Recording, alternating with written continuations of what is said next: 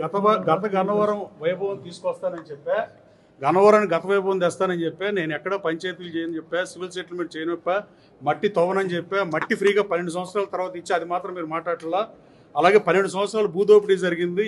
MRO Narasimha Rao Madhuri అనేవాళ్ళు MLA సీట్లు try చేసే రేంజ్కి వెళ్ళినా వాళ్ళ మీద ఎంక్వైరీ చేయమని అసెంబ్లీలో కూడా దీన్ని తీవ్రంగా పరిగణిస్తా. ఎంఆర్ఓ వాళ్ళు రికార్డులు ట్యాంపర్ చేశారు. మరలపాలెంలో రైతు సోదరులన్నీ 22 పెడితే రోజు నాకు ఇదే కార్యక్రమం అయిపోయింది. వీటిని సరి చేయటం, లేదా ఎయిర్పోర్ట్ వాళ్ళు వచ్చి మాట్లాడటం. కానీ కాల్మ్ అనేది గత వైసీపీ ప్రభుత్వం లేదా నేను మొన్న అసెంబ్లీలో మాట్లాడాను. శాసనసభలో ఈ కాల్మనీ మీద చర్యలు తీసుకోవాల్సిన అవసరం ఉందని అధికార పార్టీ శాసనసభ్యుడిగా శాసనసభ సాక్షిగా ముఖ్యమంత్రి గారిని కూడా కోరా. సార్, అప్పులు ఇచ్చేవాళ్ళు ఇప్పుడు ఎవరు డబ్బులు ఇవ్వట్లేదు సార్, ప్రామిసరీ నోట్ని మనుషుల మీద నమ్మకాలు పోయినాయి సార్, కానీ సేల్ డీడీలు చేస్తే ఆ భూమిని వెనక్కి ఇవ్వట్లేదని మాట్లాడుకుంటున్నారు సార్, దయచేసి మార్ట్గేజ్కి ఒక యాక్ట్ తెమ్మని రెవెన్యూ మినిస్టర్కి చెప్పాను. అలాగే ముఖ్యమంత్రి గారిని అసెంబ్లీ సాక్షిగా ఆన్ రికార్డు కోరా.